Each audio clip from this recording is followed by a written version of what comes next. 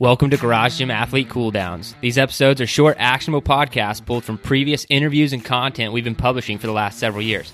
So go for a walk, hop on the rower, or clip into the bike for this cool down episode.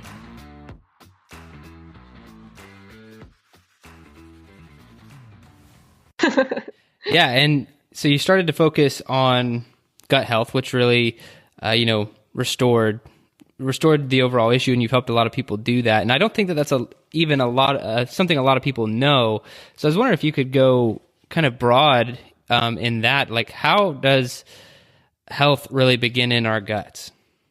Yes, and that's, a famous quote from Hippocrates: all diseases start in the gut, and therefore health starts in the gut.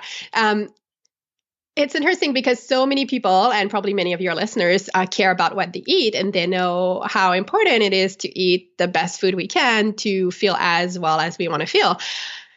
But if we don't have gut health, how are we going to be able to digest and absorb those nutrients and the food we eat? So we may be buying the best quality food possible, but if we don't have optimal gut health, we're kind of throwing that money down the toilet. So a lot of the nutrients that isn't that super healthy food that we're eating won't be absorbed, won't be digested, and will just end up being flushed down the toilet with your poop.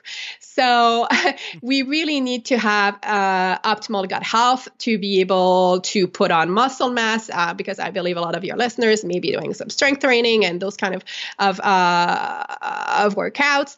But also, we need that for optimal health, to have adequate energy, and we also need to have healthy digestion. Also is associated with a healthy gut flora, which helps prevent so many chronic diseases, which help boost our immune system. So people that are getting sick all the time may actually have an inadequate gut flora. There's also a link with autoimmune condition, which we know are on the rise so much these days. So autoimmune condition include things like Hashimoto thyroiditis, which is one of the most common form of hypothyroidism. It includes there's psoriasis, there's type 1 diabetes, there's so many that, like rheumatoid arthritis, like there's a list of over 100 different autoimmune conditions. And we now know that having a leaky gut or having too much permeability in the gut, because our gut needs to be permeable enough to allow the nutrients to enter our bloodstream, but not too permeable, because we want to avoid the toxins and other bad stuff that should stay in our poop and be eliminated down the toilet. We want to prevent that from going in our bloodstream. And sometimes if our gut is too leaky or too permeable, then there might be things that enter our bloodstream, and that can cause our immune system to become confused and start attacking itself, which is pretty much the root of autoimmune conditions. So, yeah, do you think gut health is important? Have I convinced you? Yeah, it sounds very important. Now, picking up like kind of right where you left off, how does one get leaky gut? Yeah, I mean, and it's interesting because the term leaky gut, like some doctors will not agree with that, even though if you look on PubMed, which is a search engine for scientific articles, and you use the more scientific term, increased intestinal permeability, there are really hundreds and hundreds, perhaps even 1,000 at this point, articles on that topic. So it's something that's definitely real, but that most conventional doctors don't talk about. And increased intestinal permeability or leaky gut is something that is affected by many things. We know that our diet can affect it. So eating a diet that contains a lot of processed food and sugar that can lead to an unhealthy gut flora can definitely contribute to that. There might be things like pesticide residues and other things found in our food that can contribute to that as well. There's also a lack of sleep and too much stress in our life. We know that can be a factor to increase our risk of leaky gut.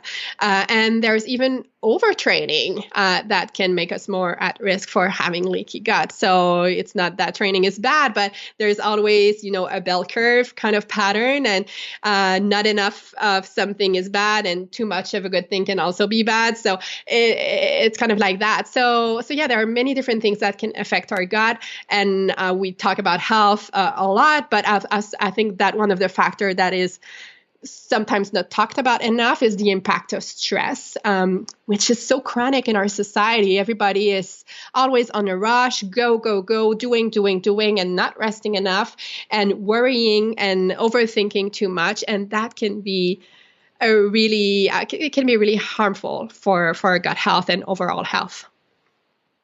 Now, I know one thing about you, and I find it really awesome, is that you don't necessarily take a one-size-fits-all approach to helping people correct their digestive issues. So what is a common process, or what do you walk people through to help them find out kind of what works for them? Yes. Oh my God. That's one thing that drives me crazy because there are so many books written about digestion and how to heal your gut and fix your gut and all of that. And they all have like this magical answer that will help everyone. But here's the truth. Like everybody is different. What will work for me will not work for everyone else. And that's the thing with a lot of people online, a lot of coaches, like they found something that worked for them and they want to share that with everyone else, which comes from a good intent. But what works for one person doesn't necessarily work for everyone. So that's why with my approach, I really try to help people take their power back in helping them reconnect with their own body, to learn to trust their own body again, and to learn how they can use the guideline of an elimination diet and reintroduction diet to figure out what works for their own body, so that they can design their own personal optimal diet that will give them the lifelong results that they want. So it's not always easy to do. And for people that have been eating kind of a standard American diet, or that have been feeling awful or pretty crappy for a little while, it's not easy to do because they feel so unwell all the time, or they may feel also very disconnected from their own body, or they just don't trust their body anymore. So that's why I usually start with an elimination diet. And an elimination diet sounds not very appealing, but because yes, it's about eliminating foods that are most likely to be problematic for most people. Things like gluten and certain grains and sugar and foods that are high in FODMAPs. And I go into more details about what FODMAPs are in the book, and a lot of processed foods and foods that are high in omega-6, which can be inflammatory and all of that. And there are many different versions of the elimination diet. So when I work one-on-one with people, I can help them depending on their current symptom, the intensity, severity of their symptoms, and what their past diet has been, to design an elimination diet that will work best for them. And in my book, there's also 3 different levels of the elimination diet, as well as a little questionnaire so that people can choose which level is best for them. And then from then, we do that elimination diet for 3 to 4 weeks as a way to reset the gut and calm the symptoms.